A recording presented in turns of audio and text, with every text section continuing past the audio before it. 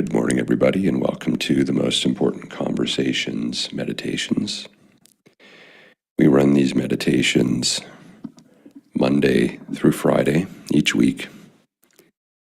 The meditations are themed around the theme of liberation, and the content from these meditations is derived from our main program called Whole Life Architecture. Whole Life Architecture is a ontological, live, creative design session for one's life. It is a container where participants are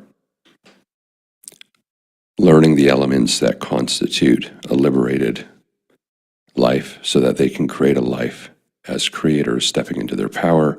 They can create a life by design instead of tolerating a life by default. We'd invite you to check out more at TMICglobal.com.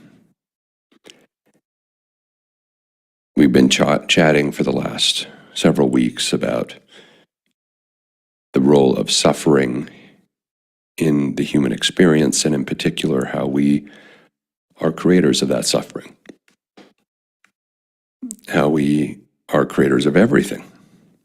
We may not create the exact specific moment of suffering, although sometimes we do, but we at least, as creators, create the context for the suffering to occur, or the context in which the suffering occurs.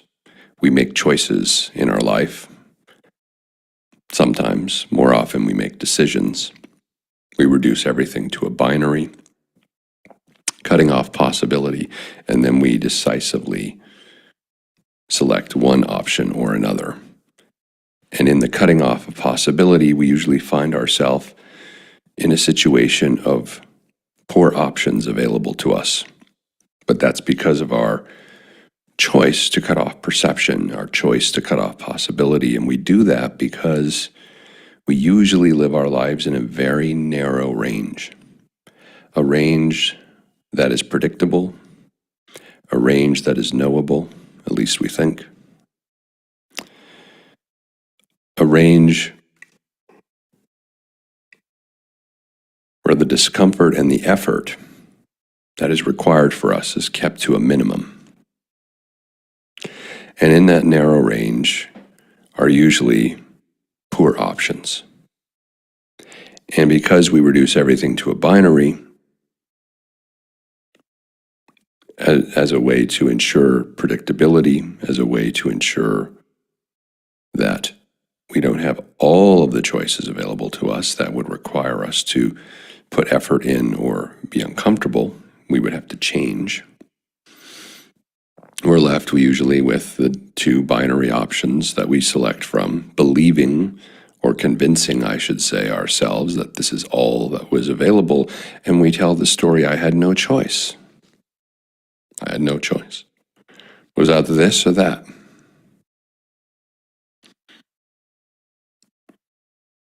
But this is a game that we are perceptually playing with ourselves, because it's never this or that. It's this or that or that or that or that or that, usually hundreds of times over, for any particular choice we need to make. But most of those choices are going to require some form of effort and some kind of discomfort. And then so that what results is this binary that we make a decision between these two options.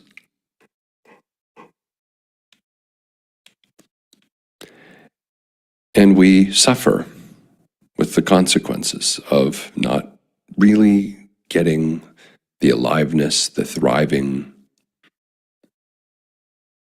that we were looking for. For those of you who just finished Thanksgiving, one of the traditions in Thanksgiving is to ask, what are you grateful for? And I think that this is a healthy tradition to a certain point. I think it's a healthy tradition to be in gratitude, to be grateful for what you have. But I think this tradition also creates a scenario where we are sometimes deluding ourselves, where we are sometimes trying to find gratitude in circumstances in our life that deep down we know we are not grateful for. Not because it's anyone's fault, not because anyone else could even do anything about it, because this is our life. We are the creator of our life. We are the creator of the conditions of our life. We are the creator of the context of our life. We are the creator of our perception of what's possible. We are the creator of avoiding discomfort and avoiding effort.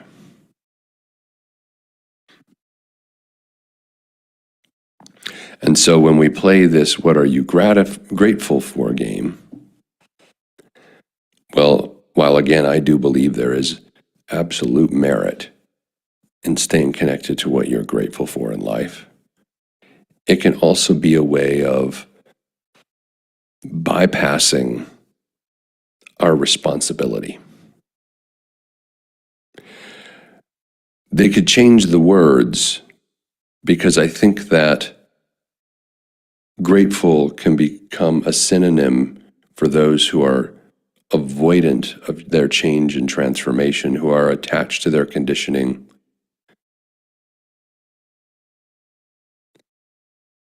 Grateful could become a synonym for "what are you tolerating?"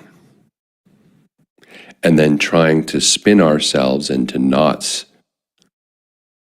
to find what's good about that, to be in acceptance of it, to be grateful for it.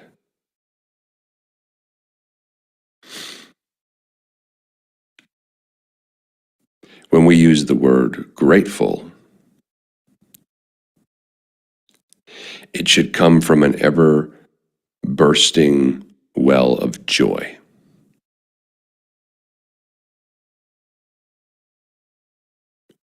And it shouldn't be the thing you were supposed to say. It shouldn't be the thing we are culturally conditioned to say.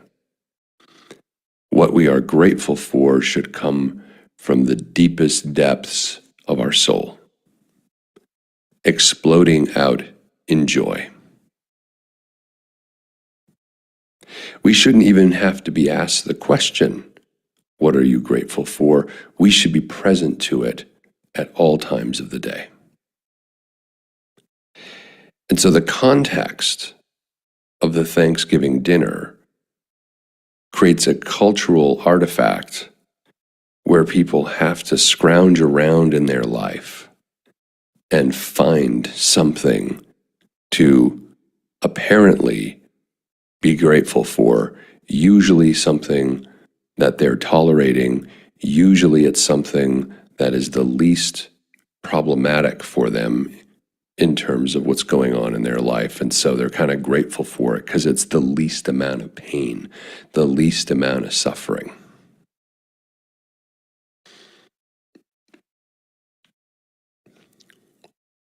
I'm grateful for this. It's not as bad as everything else. Now, this may not be the case for everyone listening, and I understand that. And if it's not, then I am bursting with joy and am grateful that you are connected to the level of gratitude that is at a level of unquenchable, unbreakable, unstoppable joy. But for most of us, I know that our gratitude is rather mediocre.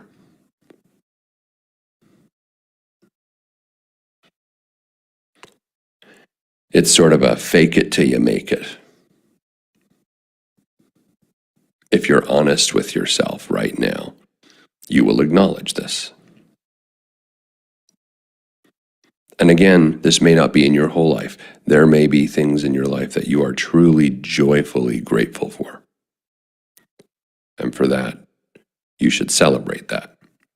But what about the areas you can't honestly either say you're grateful for or are twisting yourself into a knot to say it because it's what you're supposed to say? I wonder around how many family Thanksgiving dinner tables this year did people say, I'm grateful for my family,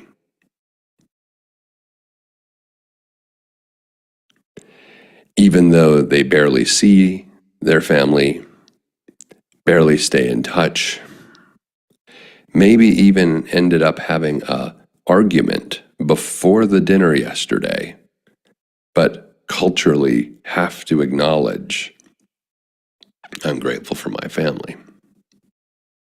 And you can be grateful for your family as an idea or a concept. You can be grateful you're not alone in the world and that you have a family. But we're really parsing words, and this is just an example. If we're grateful for our family because we're supposed to be, but we never see them, interact with them, check in on them, spend time with them, and we're not coming from a place of unbounded joy. And this is just one example. It's the first that comes to my mind of what people usually will say. Grateful for my health is another. Are you truly grateful for your health? Or are you grateful that you're not sick? When you become the master liberated creator of your life, grateful for your health takes on a different meaning. It becomes the meaning of stewardship for one's health. It's not the absence of sickness one is grateful for. It is truly gratitude for an abundance of health. You see the difference? An abundance of health versus the absence of sickness. That's sort of like the equivalent of the abundance of joy for one's family versus the absence of too many problems in the family. These distinctions are maybe nuanced to some, but they're an abyss between how we define these things when we're operating in the whole life architecture work, as opposed to the way we're culturally conditioned to interpret the meanings of these words and how we live by them.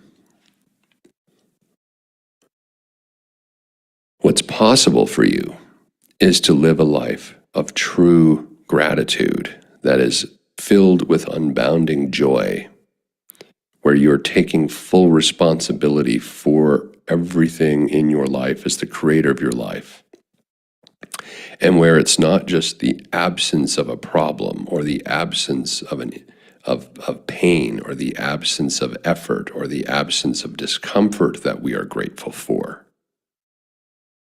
but instead it is the active, fully engaged participation of ourselves in life, standing in our power as the creator of good health, of a thriving family, of a thriving relationship, of a successful and thriving career or business. We get up every morning when we are liberated from our conditioning and stand in our power as the creator of life. We don't need to be asked what we are grateful for because we embody the gratitude with the way that we steward and engage our life. No one needs to wonder whether someone is grateful for their health when they are on top of everything that they are putting in their mouth in terms of their diet, when they are regularly taking care of their health through exercise and sleep and meditation, when this is constituted as who they are. We talk about a construct or a distinction in whole life architecture, which is being constituted as a result, that your very being is constituted. The question need not be asked. It's evident to everyone around you, and most importantly, to yourself, that you are the embodiment of your word, that you are the embodiment of your thoughts, that you take Immanuel Kant's maxim so seriously that every thought might become universal law, and you are the steward of your thinking, the steward of your life, the steward of your health, the steward of your money, the steward of your relationships. Your gratitude shows up in how you show up for life. It need not be shared or spoken. You don't have to say, I'm grateful. It is evident. And so the game that we play at the Thanksgiving table, well, I believe coming from a good place, is also incredibly revelatory about how disassociated and disconnected from our lives we actually are.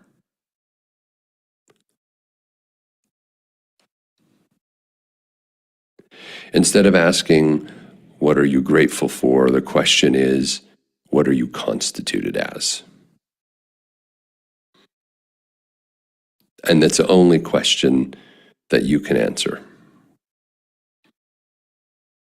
What are you constituted as?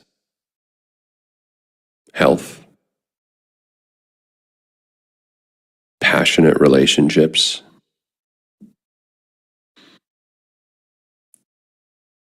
a thriving career and success with your finances,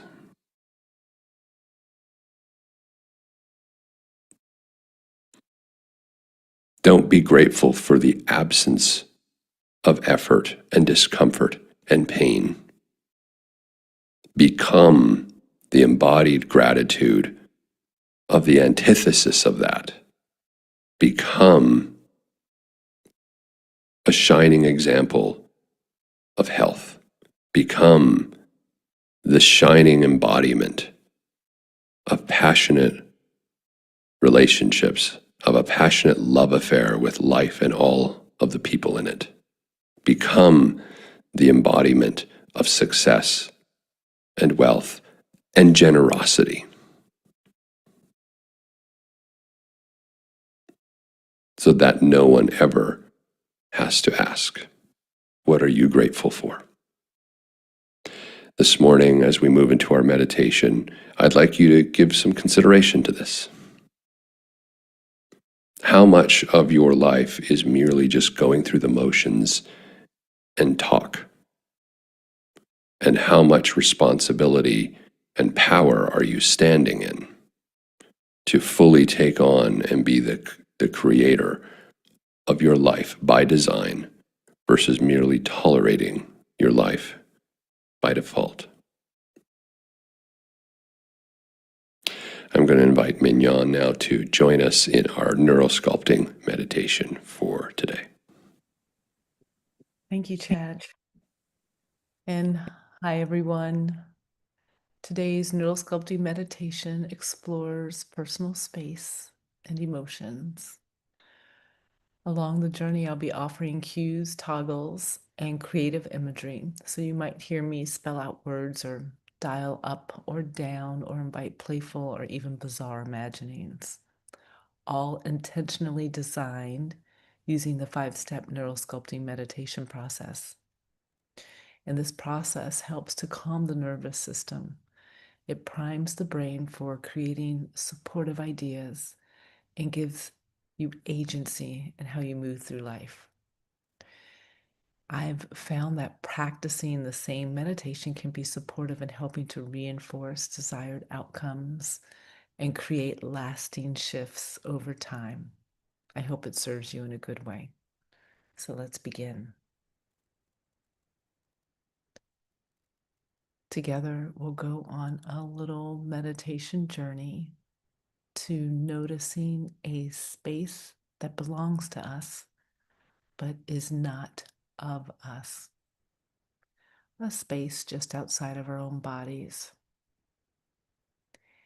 And we will start first by saying hello to your body in this moment, wiggling out any tension, rolling out wrists or ankles, or giving the body a gentle stretch wherever that might feel good.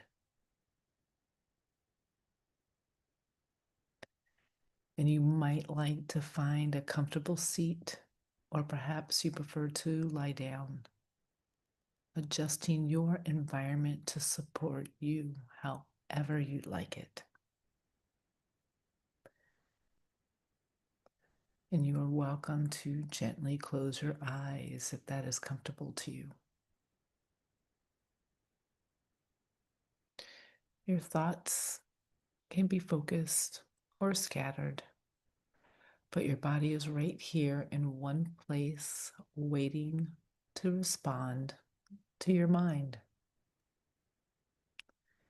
So, what if you could notice at this time which parts of your body would like a little permission to let go and relax a little more, so that you sink your weight into the cushion or mattress or ground just a bit further?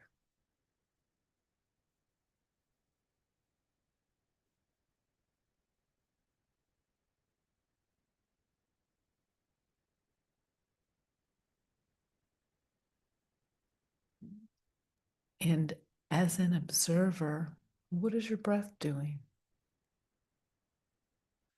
You might start to become aware of the first moment you notice your inhale. Is that at your nose? Is that in your belly or lungs?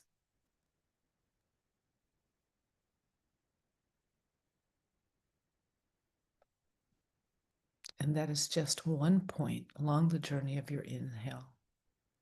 So could you expand that awareness?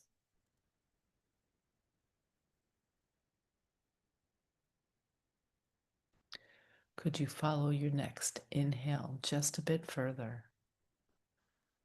Noticing how it travels, how it moves down through the body.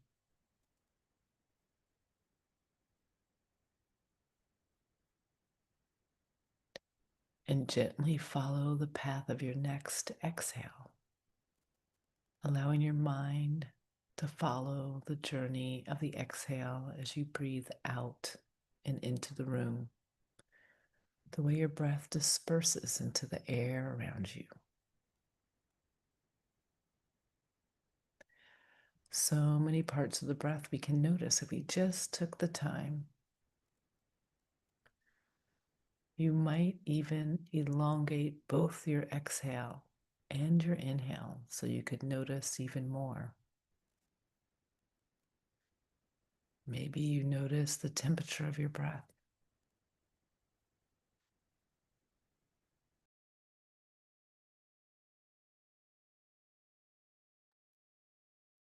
Maybe you notice the texture. Where is it smooth?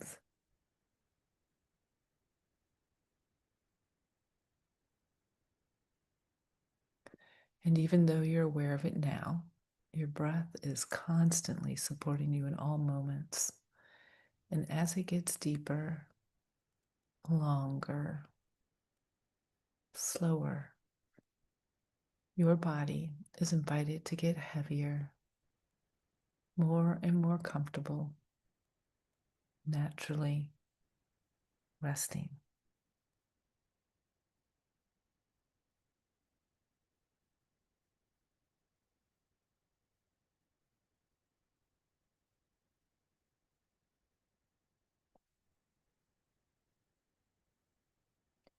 Breath is breathing itself, and perhaps your mind is ready to think of other things. So we can invite it to be creative. It might be interesting for you to imagine you could step into memories as if it were a room. What room would be your favorite?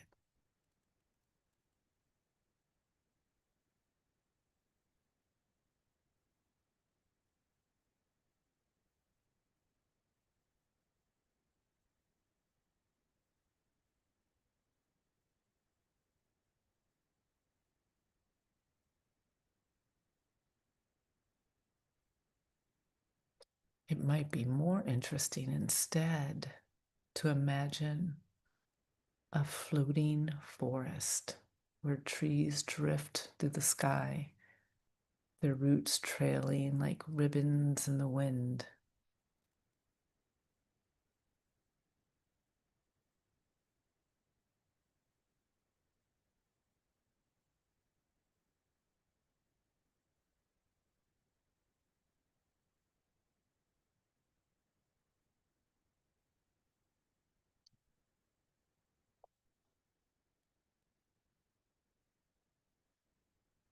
How amazing that the creative mind can think of anything it wants while your breath and body remain supported.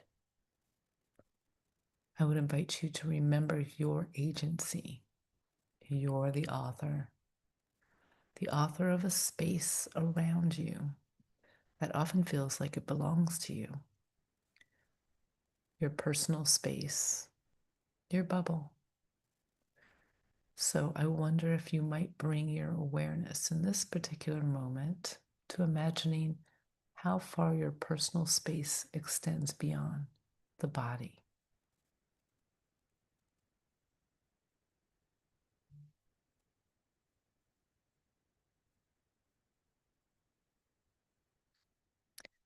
Is it 3 inches, 6, 8, 12, 20?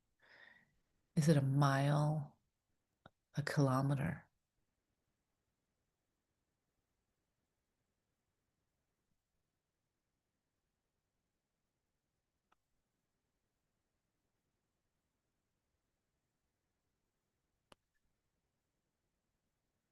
You might perceive this space. You might perceive or imagine the perimeter of this space.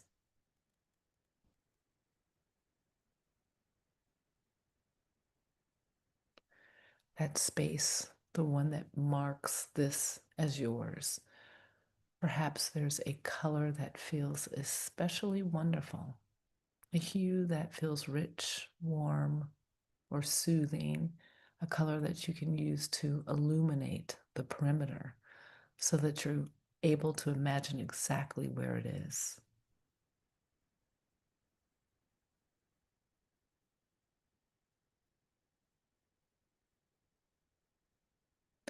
Is the boundary of your very own bubble blue or yellow? Maybe it's silver or some other color.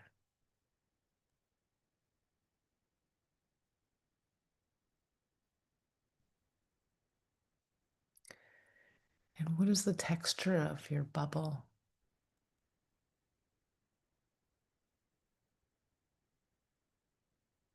Maybe plush or velvety, perhaps smooth.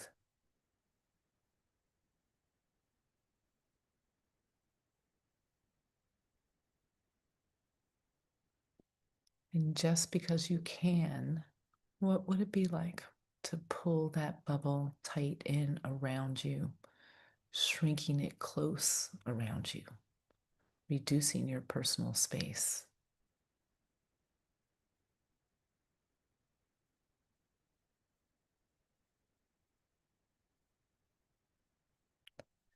Does that appeal to you or make you feel uncomfortable? You get to notice.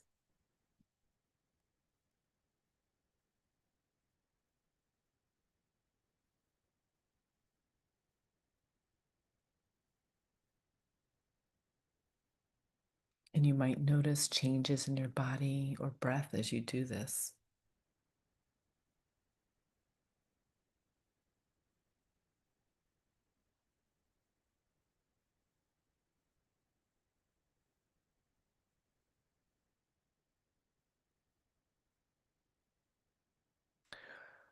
Or what if you could extend your bubble further than you knew possible so that the perimeter travels far and your personal space is enormous? How does your mind describe that for yourself?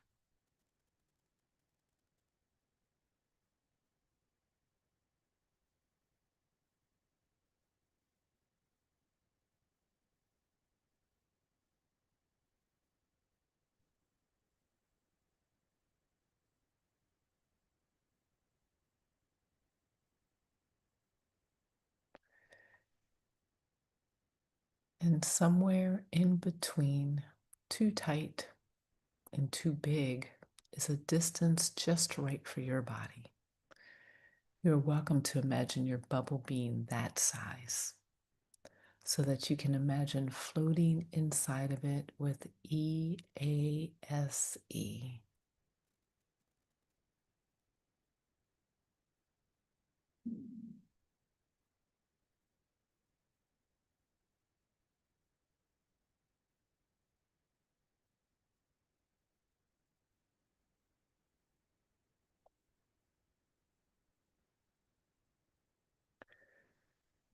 And sometimes our personal space feels too much, too crowded, too heavy.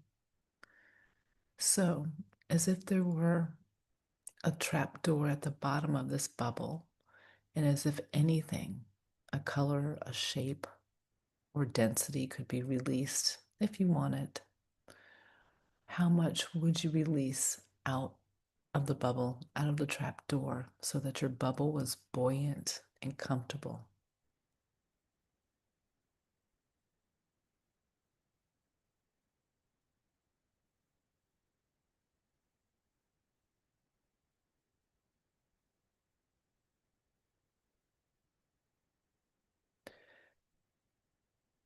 You then might even notice that space above you, behind you, and below you as you tend to your bubble.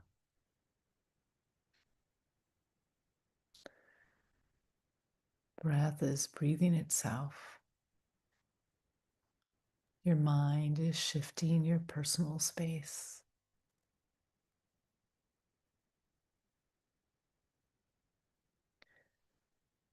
And sometimes we even project our uncomfortable emotions and negative beliefs into our space. And that happens, and it's okay because this is your space. And you are invited to notice these emotions, and you might gain insight and learn from them to get an understanding of how your nervous system is doing according to sensation. So, if you could bring to mind one of the fears or emotions you would like to shift and soften, what comes to mind for you?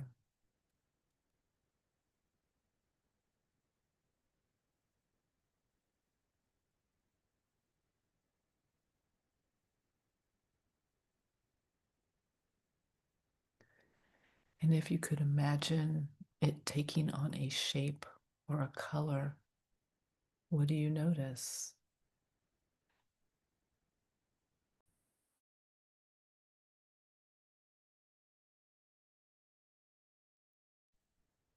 Maybe you see it floating near you or around your personal space or sticking to your bubble.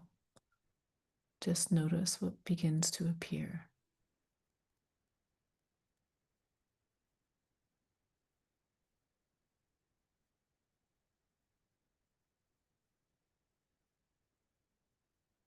Are you projecting this fear or challenging emotion in small little ways? Or are you filling your own space with this message so it becomes a cloud around you as if advertising these negative vibes?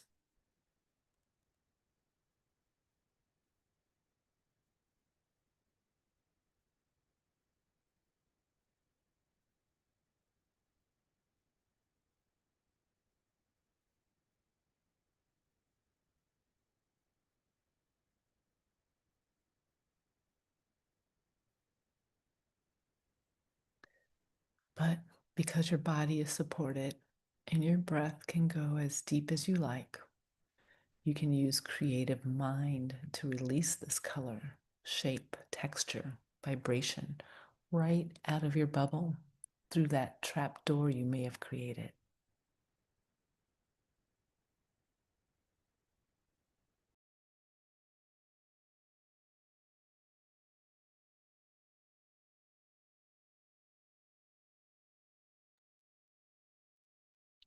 And because you are making space in the way you perceive your bubble, you might like to take this moment to bring to mind an aspect of yourself you would like to advertise or cultivate or immerse yourself in.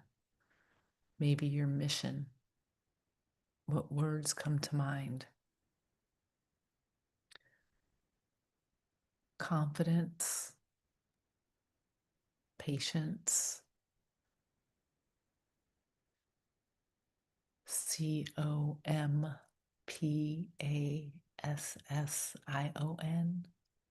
compassion, success, or something else.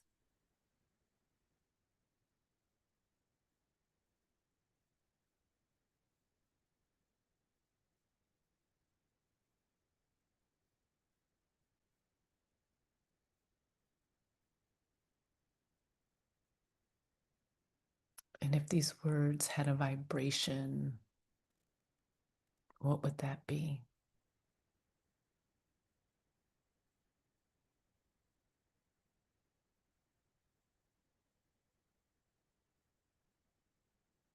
Or maybe it has a color.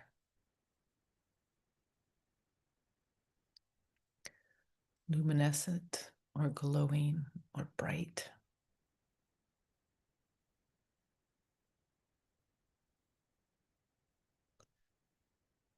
And what if you could fill your bubble with this, like an artist painting a canvas with your paintbrush, illuminating and tuning the space around your body with each stroke and breath.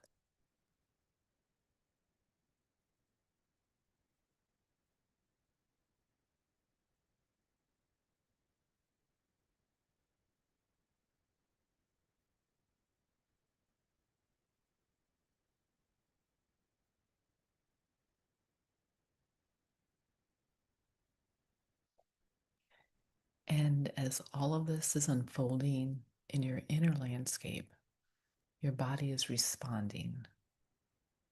So if you could ask or observe where in your body you are responding, what do you notice?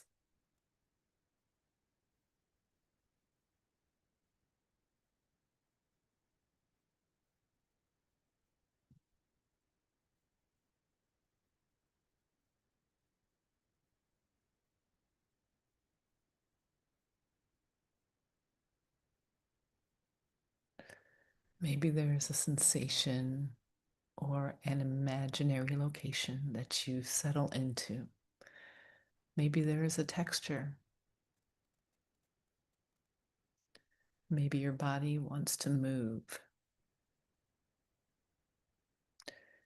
Whatever you notice, this is your body responding to your mind.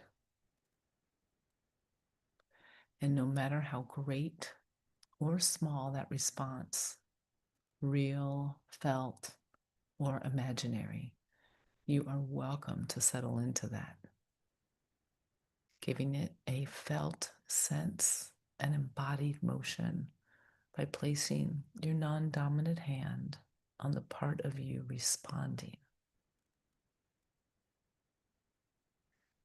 Or you might prefer a hand gesture, an activation gesture that you can make tomorrow that can help your personal space remember this.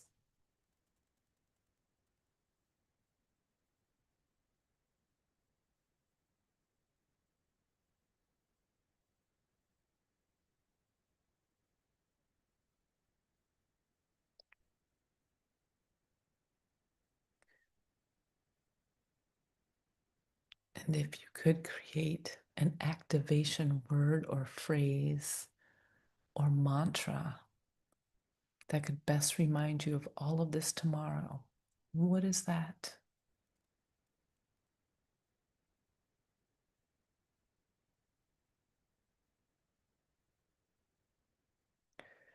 Could you even imagine writing it in your own handwriting on the bubble in gold?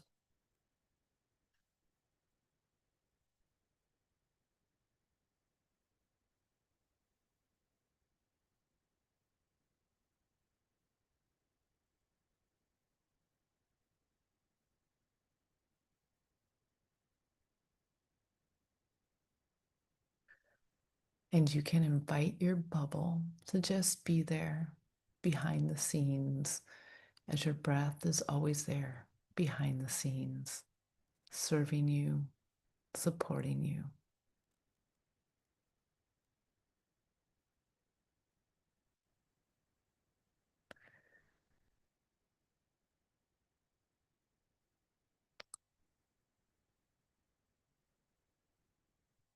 And you can start to notice your body in present time, slowly moving fingers and toes, noticing the sounds around your outer landscape.